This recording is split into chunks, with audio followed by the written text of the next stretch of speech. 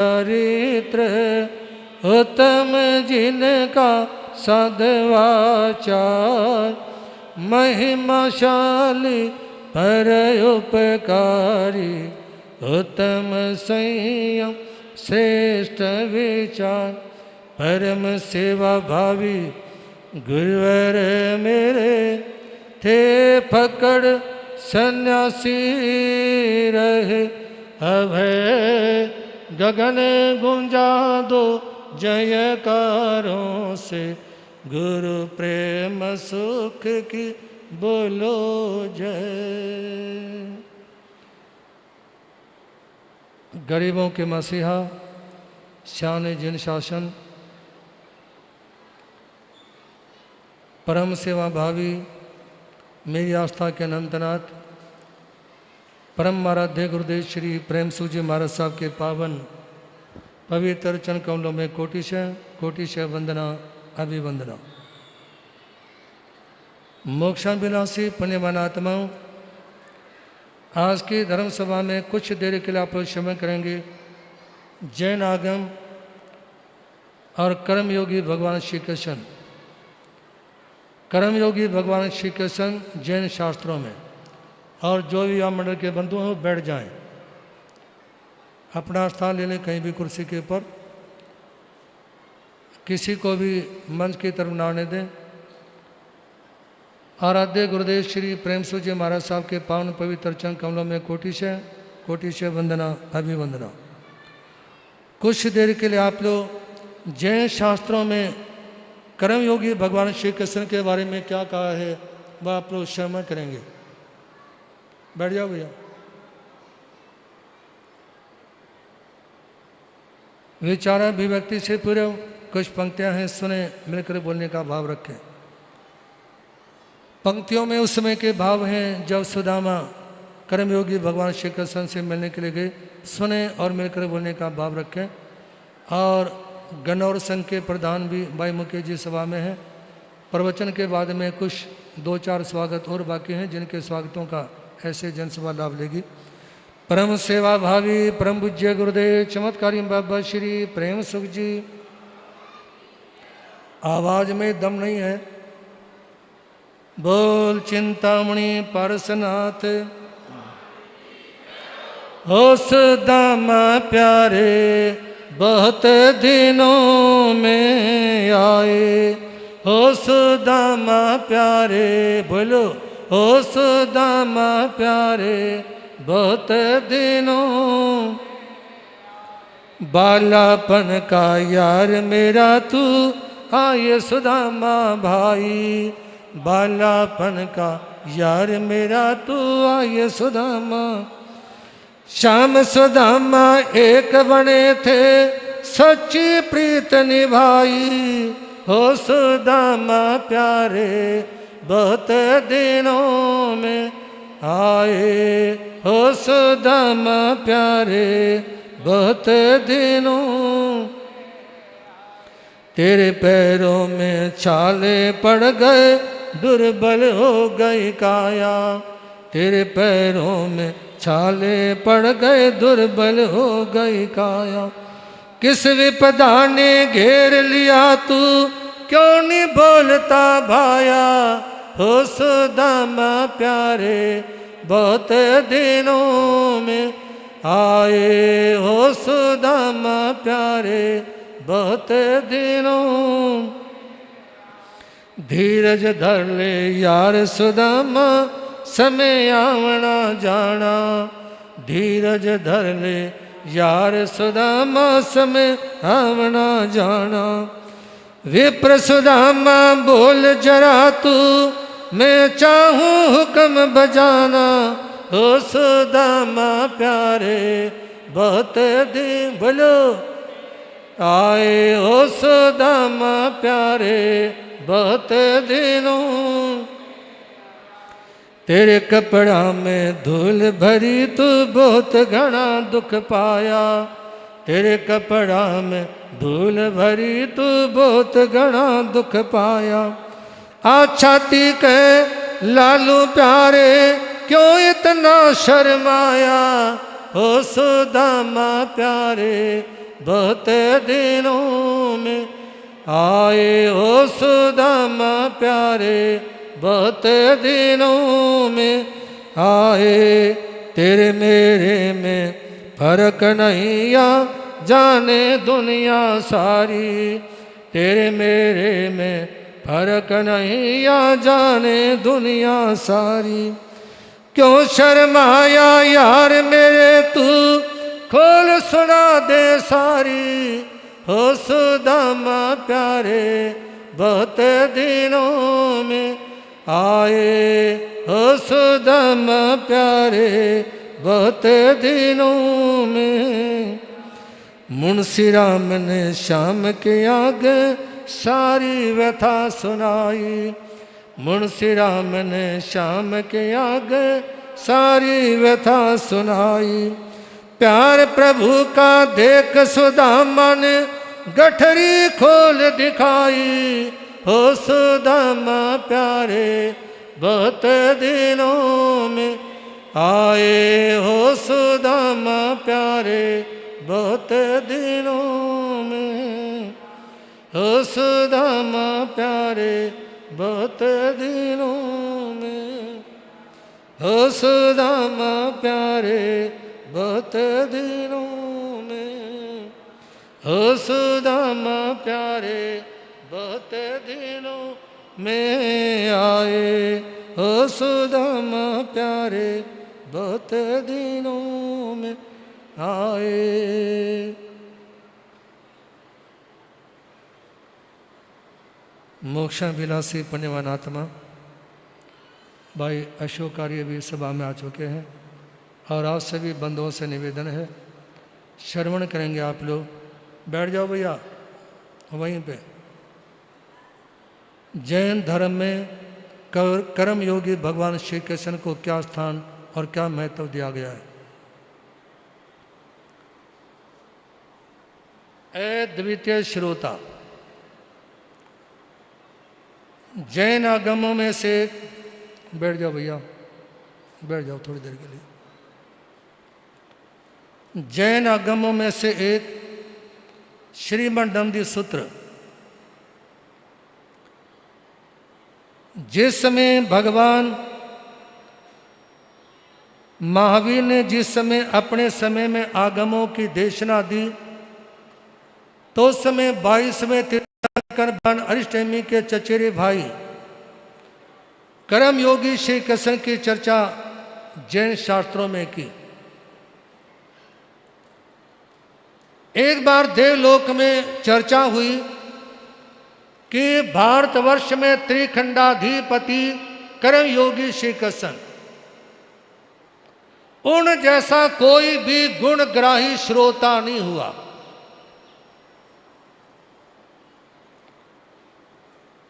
उस समय जब देवलोक में चर्चा हुई तो मिथ्या दृष्टि देव उनकी परीक्षा लेने के लिए आए।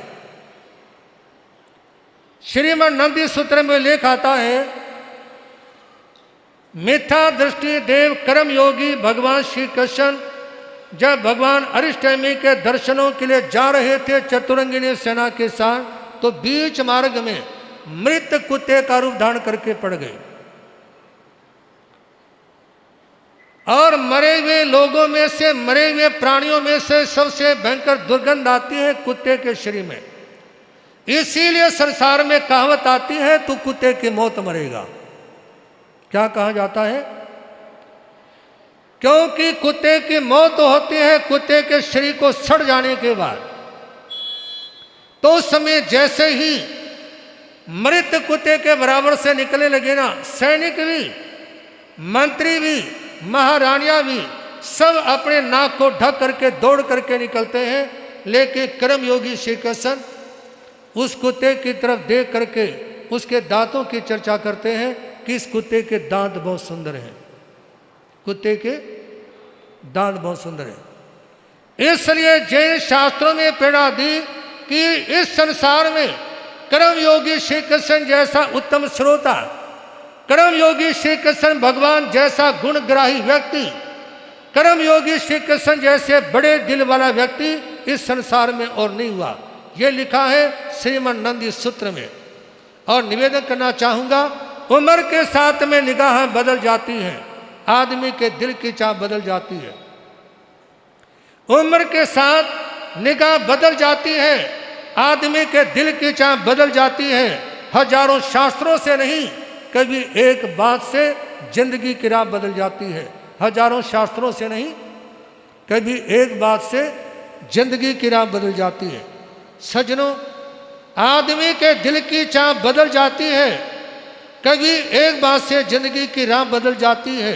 इसलिए निवेदन करना चाहूँगा, श्रोता बनो तो कर्मयोगी श्री कृष्ण जैसे। जब भी आप धर्म सभा में आए, जब भी प्रवचन सभा में आए, आपके अंदर एकाग्रता, आपके अंदर श्रवण करने की भावना, आपके अंदर धर्म की भावना ऐसी कूट कूट करके भरी हो कि आपका ध्यान और कहीं भी न जाए, कि एकमात्र सुनने में ध्यान हो। कुछ लोगों की प्रवृत्ति मिलती है कि वो अपने को दिखाना चाहते हैं, और धर्म सभा में दिखाने लायक कोई चीज नहीं होती।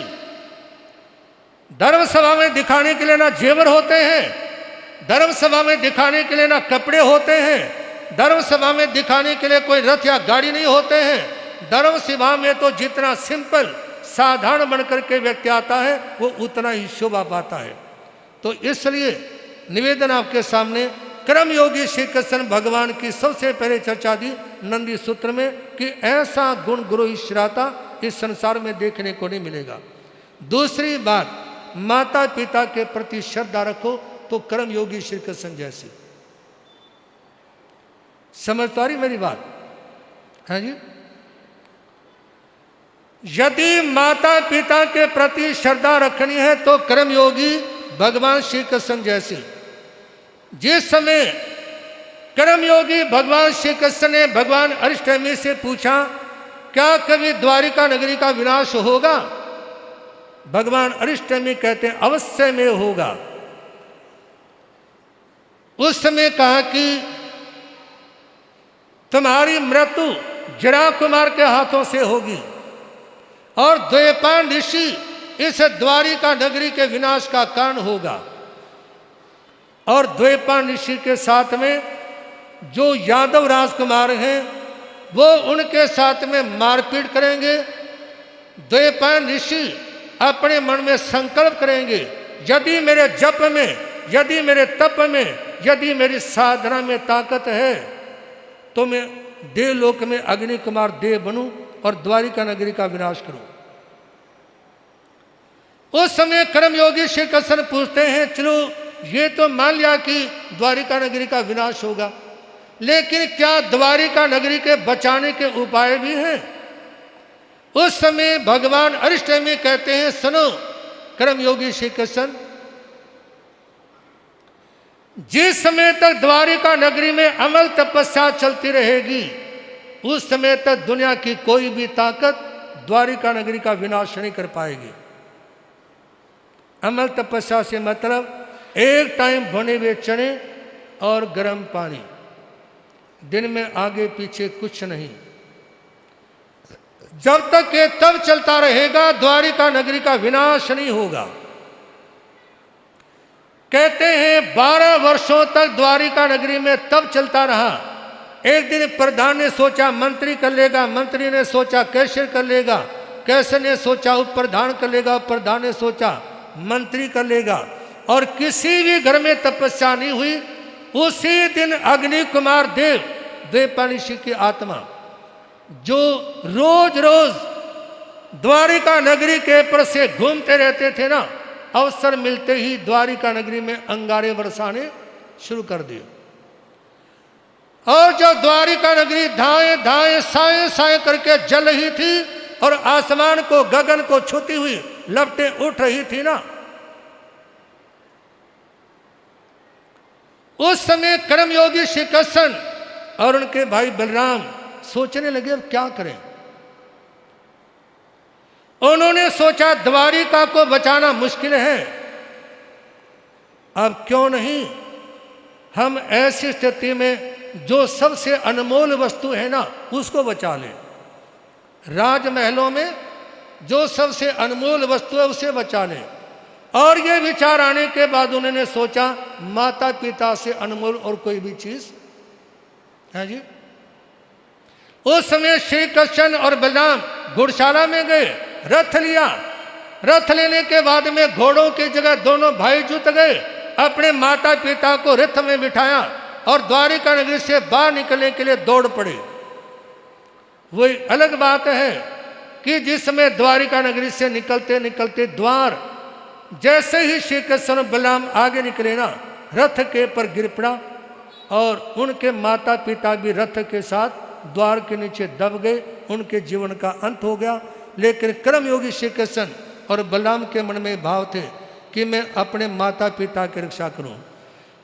जिसने पूज लिए माँ बाप उनको कमी नहीं काहे की, जिसने पूज लिए माँ, बोलो, जिसने पूज लिए माँ बाप उनको कमी नहीं काहे की, जिसने पूज लिए उनको कमी नहीं।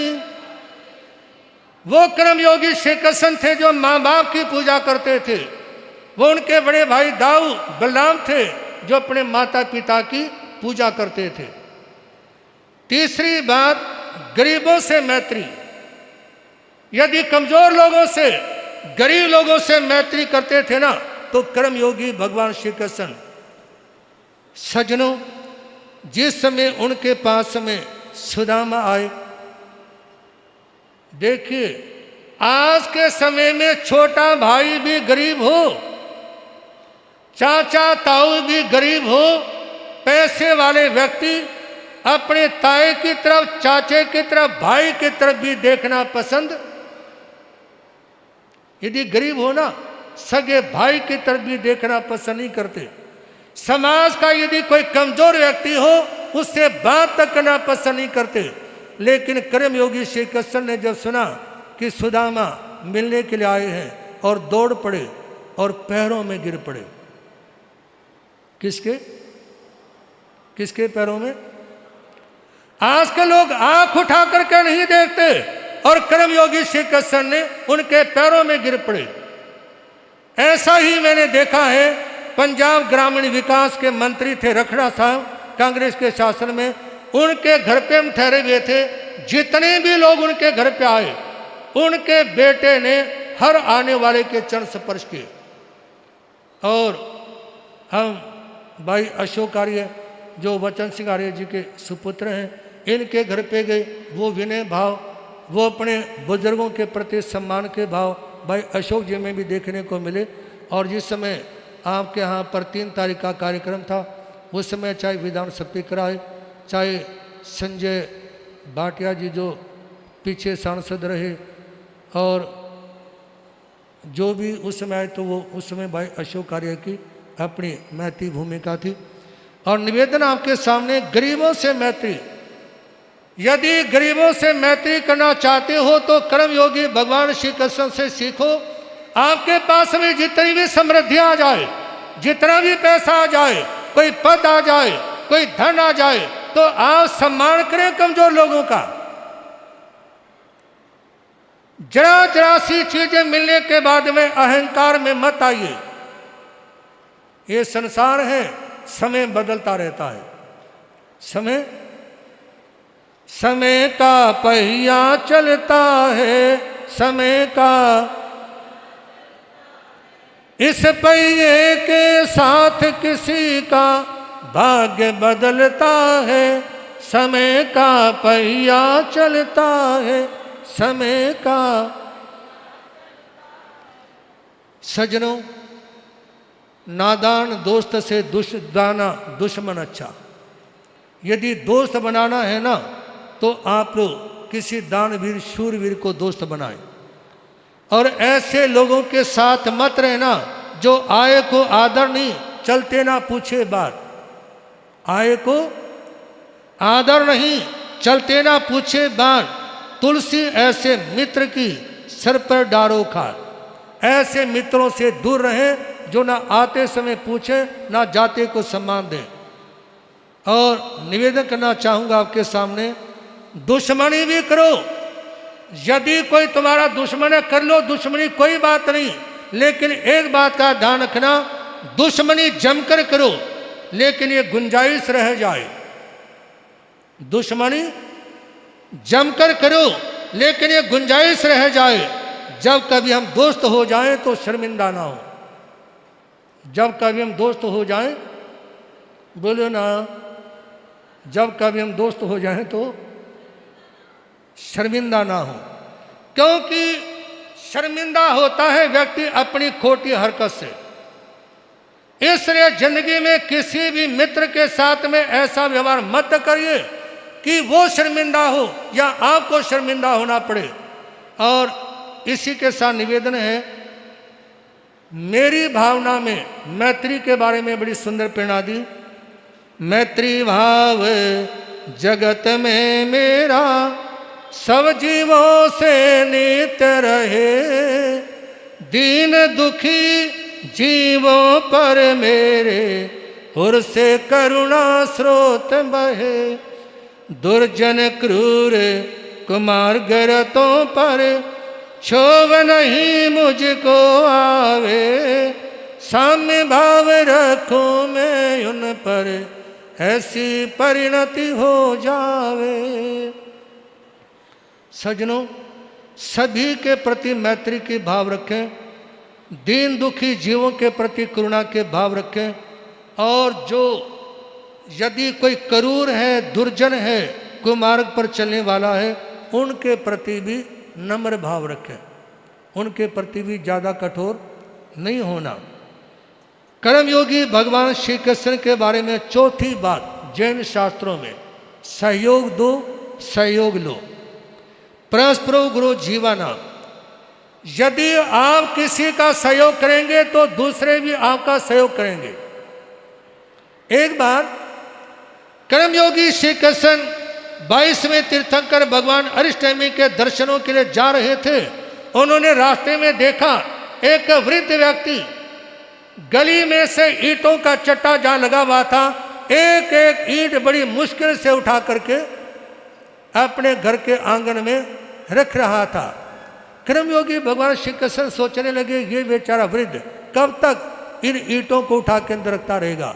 हाथी के ओहदे से नीचे उतरे। आप लोग अपने जूते भी बाहर निकाल करके नहीं आ सकते। और कर्मयोगी भगवान श्री कृष्ण त्रिखंडाधिपति होते हुए भी हाथी के ओहदे से नीचे उतरे, और जो ईंटों का चट्टा लगा हुआ था उसमें से ईंट उठाई और उस वृद्ध के आंगन में जाकर के रखी।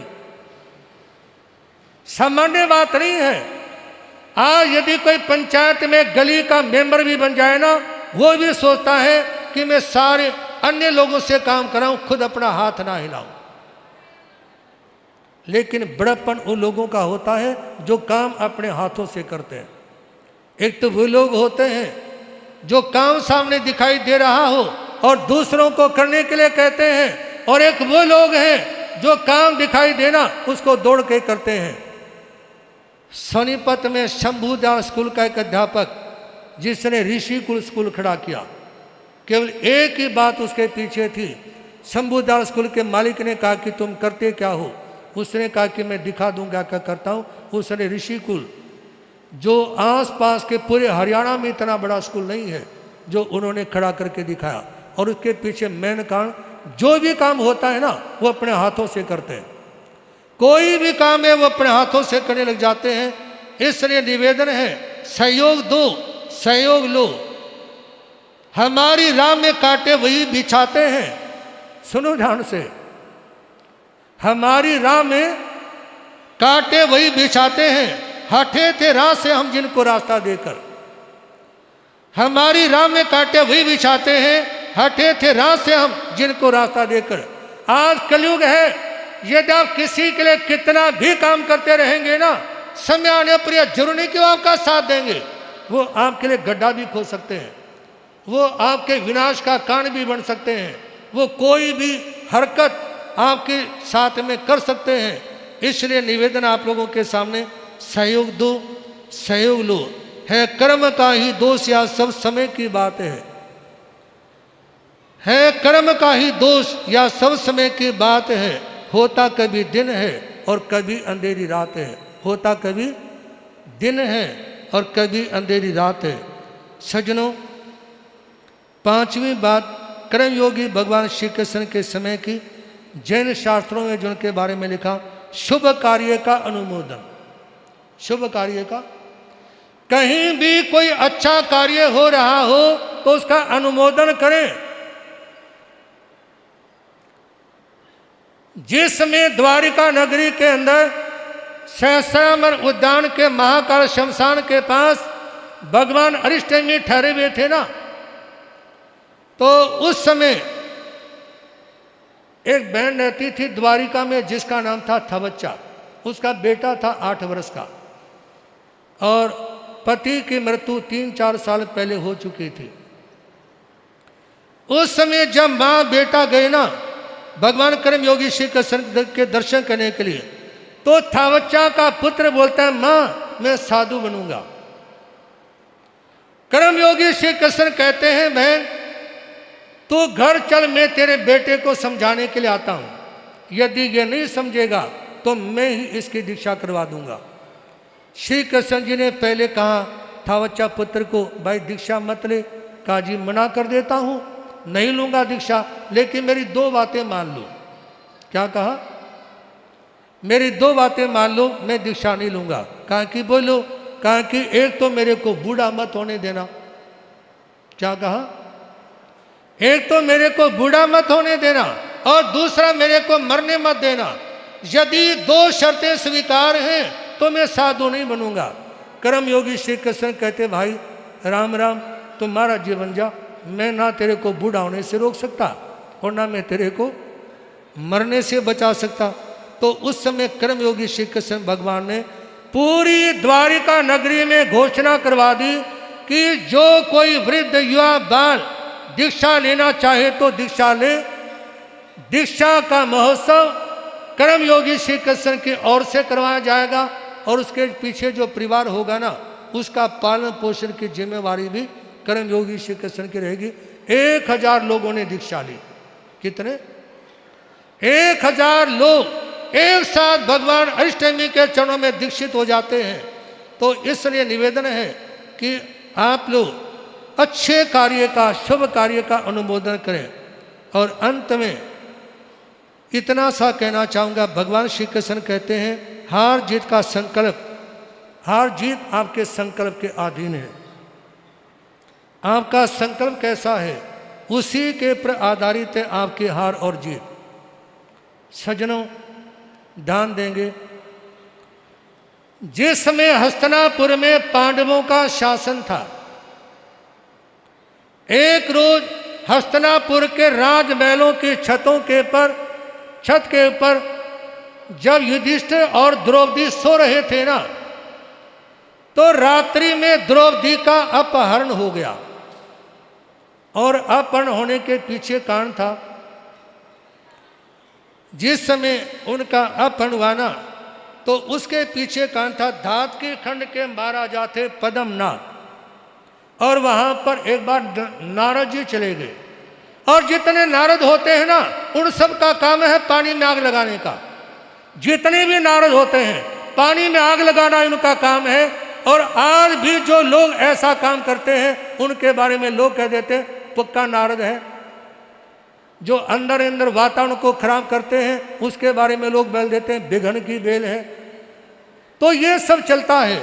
उस समय जब पद्मनाभ के यहाँ पर नारद जी गए और सभा में प्रवेश करते समय बोलते हैं, बोलो नारायण नारायण नारायण बोलो, भजमन नारायण नारायण नारायण, भजमन नारायण नारायण नारायण। उस समय राजा पद्मनाभ की सभा में प्रवेश किया तो राजा पद्मनाभ उनको अपनी रनिवास में ले गए जहाँ उनकी महारानियाँ थी। और पूछते हैं आप मेरी महारानियों को देख रहे हो ना, क्या आपने भरत क्षेत्र में अन्य किसी जगह पर मेरी रानी जैसी कोई रानी देखी है? नारद जी कहेंगे रे बात सुन पद्मनाभ राजा को, जितनी सुंदर तेरी पट रानी है ना, उससे कई गुना ज्यादा सुंदर भरत क्षेत्र में पांडवों की पत्नी है द्रौपदी।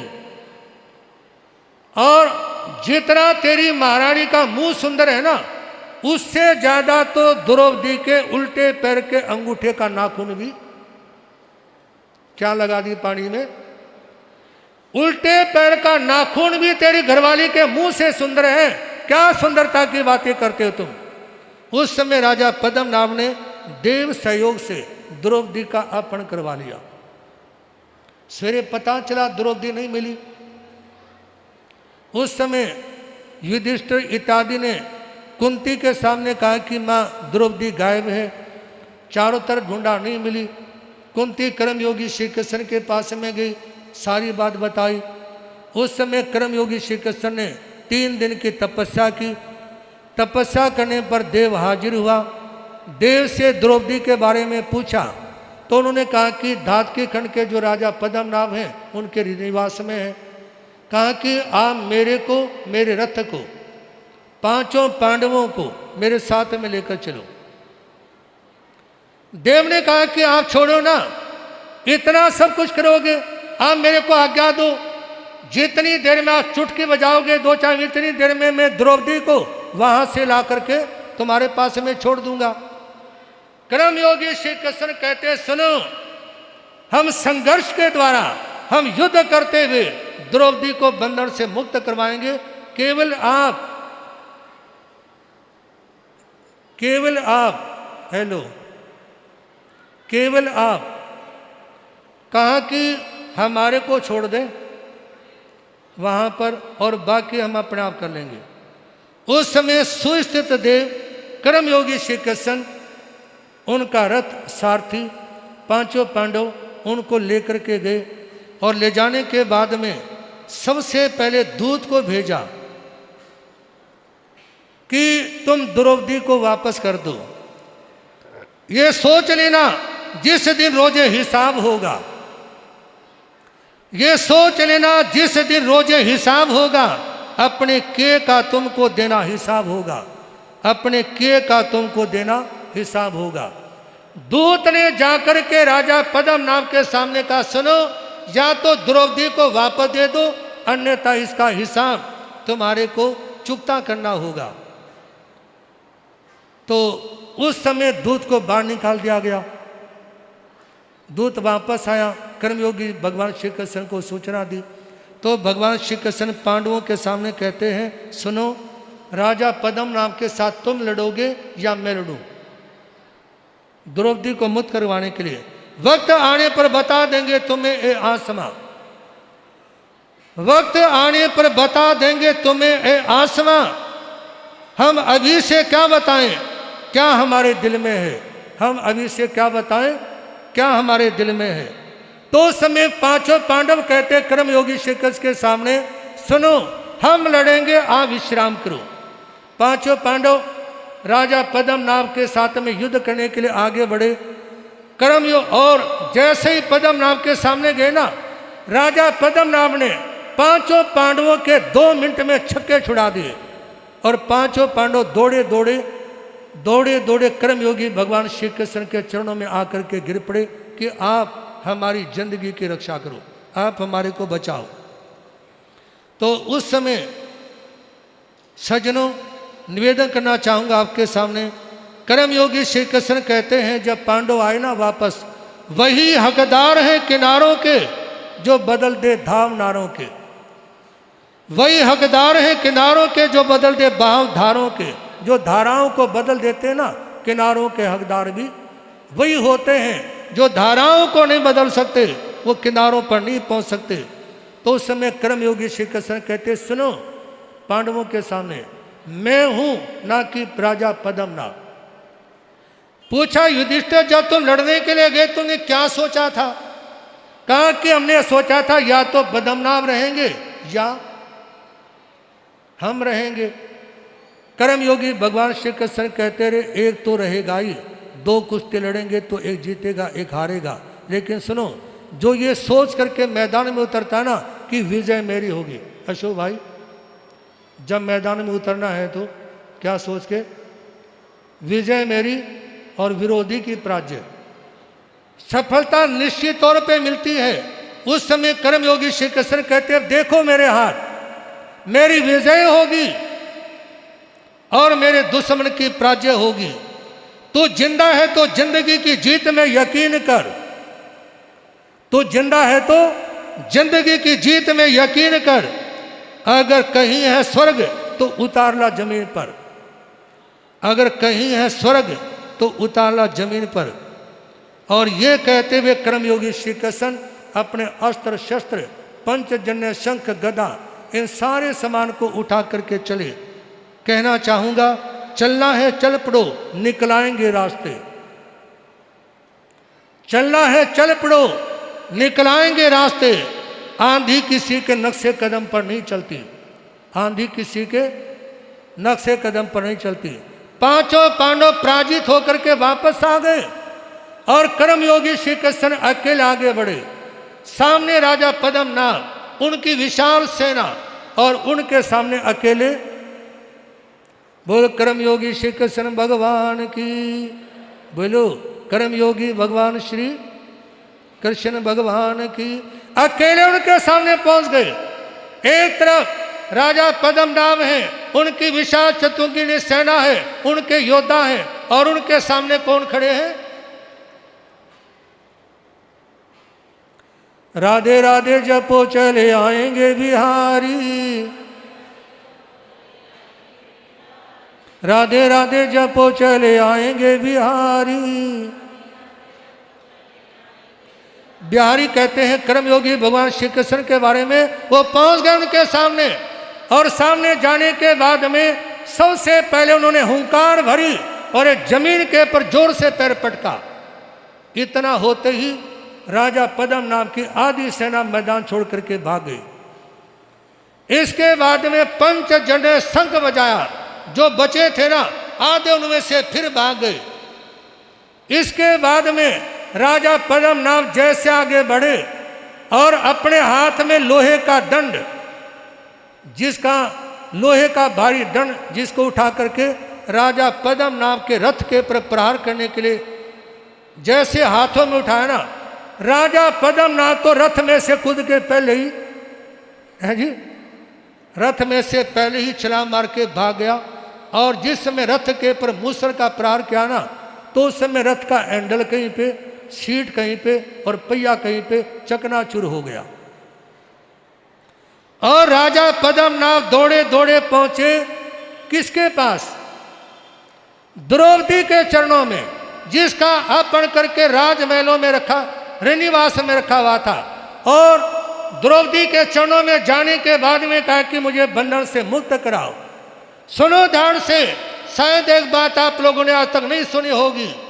जिस समय रावण के द्वारा सीता का अपहरण हुआ, उस समय सीता ने अमल तपस्या शुरू की और 21वें दिन भगवान राम सीता को रावण के बंधन से मुक्त करके ले आए।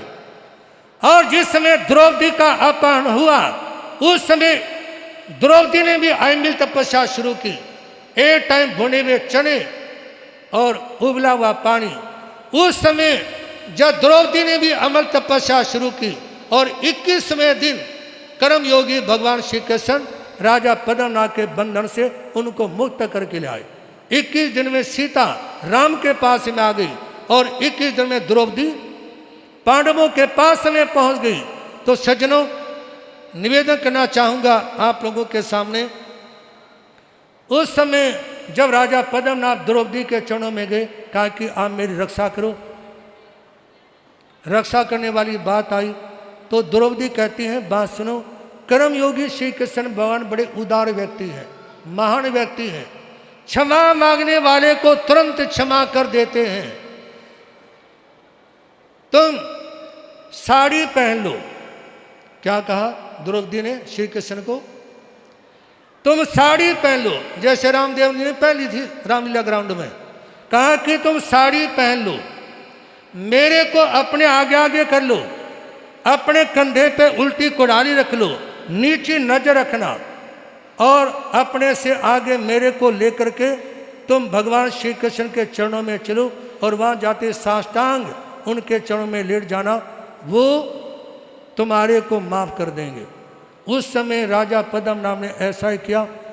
औरत की साड़ी पहनी, कंधे पे उल्टी कुल्हाड़ी रखी, द्रौपदी को आगे किया, नजरें नीची की और चलते चलते भगवान श्री कृष्ण के पास में आए।